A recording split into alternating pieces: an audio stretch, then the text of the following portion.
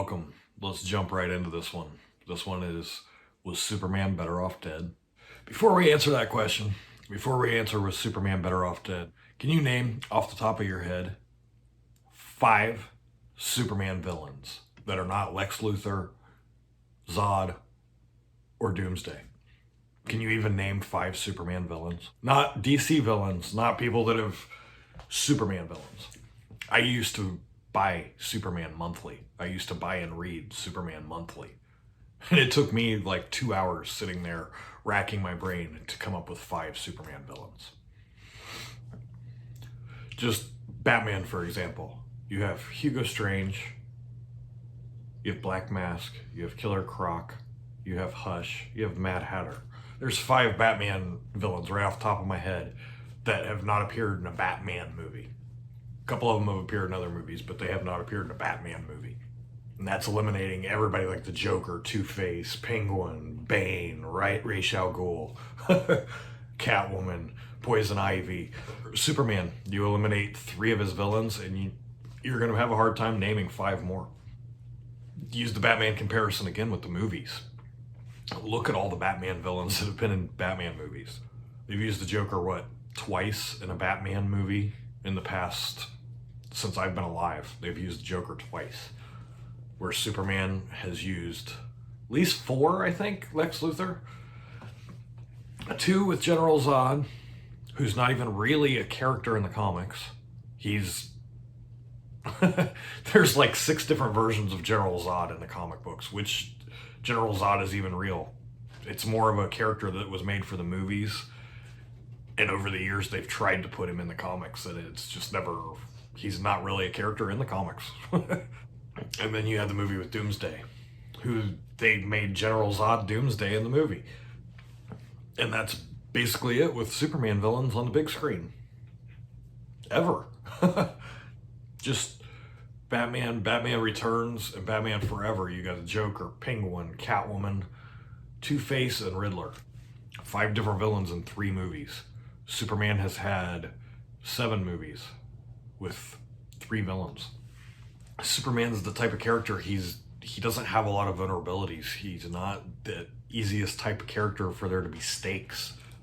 There almost has to be stakes in a comic book, and you don't have stakes with Superman.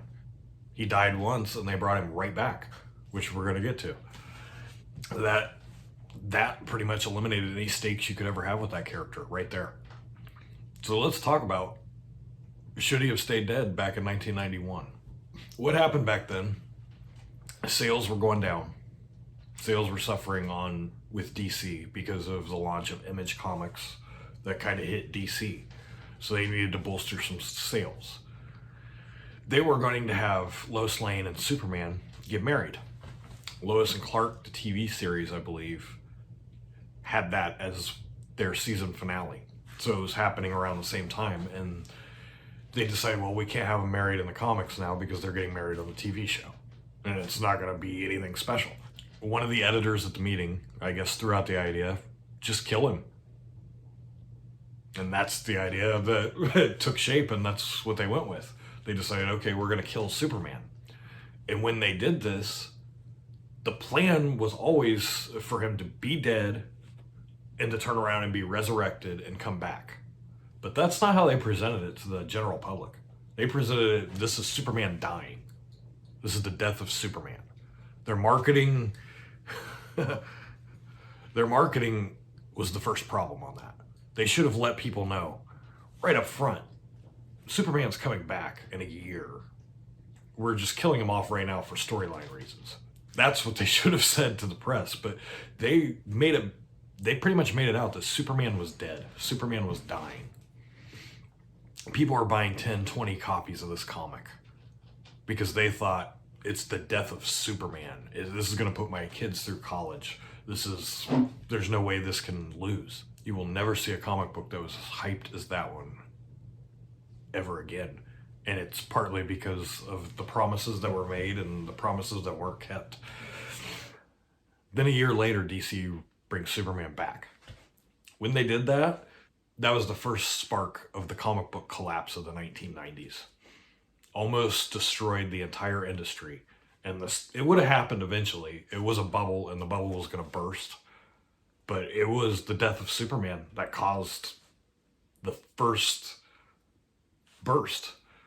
When Superman came back, all these people that had bought copies of the death of Superman were like, they're bringing him back. We got to go sell these.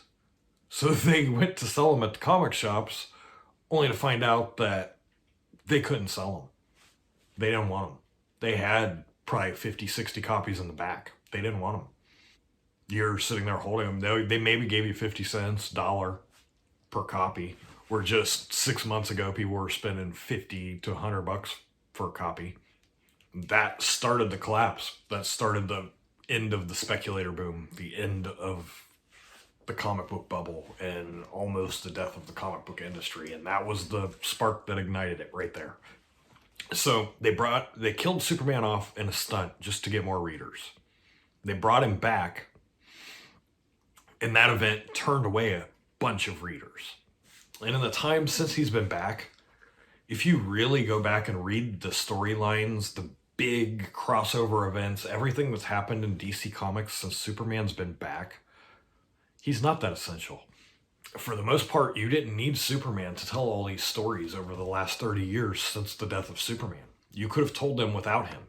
And you had Connor Kent, who was Superboy, who was a clone of Superman and Lex Luthor. It's a clone of both. But he stayed on in the comics as Superboy for years. You could have gave him all of Superman's storylines that Superman has done. People wouldn't have liked him at first. People would have hated him at first. They would have. But they would have grown accustomed to him, and they would have accepted him eventually. He would have become the new Superman. You know what I mean? And he could have even taken the mantle of Superman at that point. It still wouldn't have been the same, but it would have been more natural than some of the stuff they're trying now.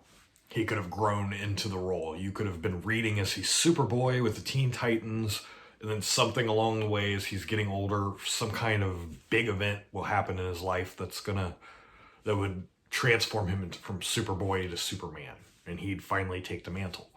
It's still, like I said, it wouldn't be Clark Kent, it wouldn't be Superman, but it would be the next incarnation of Superman, and I think fans would have accepted that. You could even be in the same place you're at now in DC Comics. They just introduced a new Superman. Clark Kent's son, Jonathan Kent. You could have gone back and changed some things. It could have been Connor Kent's son. You know what I'm saying? You could have done the same storylines. You could be introducing the same new character. But you never brought back Superman. Do you see what I'm saying? That's the card you hold in your back pocket. And they should have held that card for at least 25 years. It should have been 25 years before Clark Kent ever entered a comic book again. Unless it was like an Elseworlds tale, or if they would have done that, can you imagine the sales they could get right now if they were like, Clark Kent is coming back, Superman is coming back? People would care. If it's been almost 30 years since Superman died and he's coming back, you would sell some comic books. You would be selling some issues of comic books. And Superman wouldn't be number 42 in the top 50. I can't think of a single reason Superman should not be a top 10 comic book every month. Batman is. Why isn't Superman? Now, if you go back to that same meeting when they suggest killing Superman, if somebody would have stepped up and said, we have to put this in writing somewhere that you cannot bring him back for at least 25 years, that should have been a mandate. If you're going to do something like kill Superman, do it. This April, the Justice League is being killed. And that it's the big event to harken back the anniversary of the death of Superman. And they're playing it up big in the media. It's the death of the Justice League. Nobody believes the Justice League is staying dead. When you play the same card so many times, it doesn't have any effect anymore. The sentiment I'm hearing is it's a joke. You know what I mean? Nobody believes for a second that the Justice League is staying dead. They just don't. Maybe they'll prove me wrong, and I hope they do. Do it. Kill them off. If you're killing them off, don't bring them back. Don't do it. It's lost all meaning at this point. So they're killing off the Justice League. Nobody cares. 10 years from now, if the Justice League hasn't come back, people will care. It's a sign of the biggest problem for DC Comics right now. And through my 30 years of collecting comics, I'm just throwing this out here, I've bought more DC comics than any other comics. For the longest time, I was a DC Comics fan. But DC Comics does not respect their fans. Straight up, they don't. Between 2004, 2007, 2008, that little time stretch, DC Comics was, you look at the top 50 comics, probably 30 of them were DC. Flash was in the top 10. Green Lantern's in the top 10. Batman's up there. Superman's up there. Wonder Woman. Everything was selling like mad. And then they decided to reset their whole universe and do the new 52. I stopped reading then. You build up this rich universe with characters we care about, and you're like, nope, we're starting everything over from scratch, basically. We'll keep select pieces of continuity, but all the characters are basically different now. They're not the same person they were before. Then you take characters that we had been reading for years, like Kyle Rayner, Green Lantern. Then you decide, let's bring back Hal Jordan and just throw Kyle Rayner off to the side, even though we have a whole generation of fans that's their Green Lantern. We're just going to throw him off to the side, and here you have to have Hal Jordan. Same thing with Flash. Been reading Wally West for like 30 years, and all of a sudden, nope, Barry Allen's back. Now we're basically just erasing Wally West from existence, unless it's convenient for a storyline. Then we'll bring him back as a villain that completely shits all over his character. And a lot of the old fans left DC when they went to the new 52, to the point where they had to reverse it and bring back the old universe. But at that point, I was checked out. I heard they were doing it, and I was like, I don't care. It's not going to last. And guess what? It didn't last. It didn't even last 18 months before they retconned all of that again. They've retconned their whole universe like 5 times in the last 20 years. And they're kind of doing it again. There's no plan. It's all just, we got to tell a big event story. But they're not paying attention that they're telling the same big event story over and over and over and over. Crisis on Infinite Earths was awesome, but that was 1985. Move the fuck on. You can't live off the success of one comic book miniseries for 50 years. It's time to move on. Tell new stories. That's the biggest problem with DC. And with Superman is just a symptom. Superman should have stayed dead. And that's as a fan of Superman. That respects the character. He laid down his life to save all these people. To save everybody. You know what I mean? Yeah, we'll just bring him back next year. The sun rejuvenated him so he can just come right back. It's all good. I understand you need the character of Superman, but really you don't. Like I said, go back and read these event storylines. All the big crossover storylines from DC Comics from the last 20, 30 years. You don't need Superman for 90% of it. And that 10% you needed Superman, like I said, they introduced the character of Connor Kent. I liked Connor. I thought he was a cool character. People wouldn't have accepted him at first, but they're not going to accept anybody that's not Clark Kent as Superman, as you're learning right now. And what I say to do, stay the freaking course. Don't turn around and backtrack and say, oh, well, that's not working, so we need to bring Superman back. I challenge DC Comics, when you kill off the Justice League this April, under no circumstances let them come back for at least 10 years. Try it. But stick with this change and prove to us comic fans, the longtime readers, that you're actually going to see something through to the end. That's how you bring the longtime readers back to DC. But if you kill off the Justice League in April, and before April of 2023, the Justice League are back, you might as well close shop. That's my challenge. You're killing off the Justice League, do not bring any of them back for at least 10 years.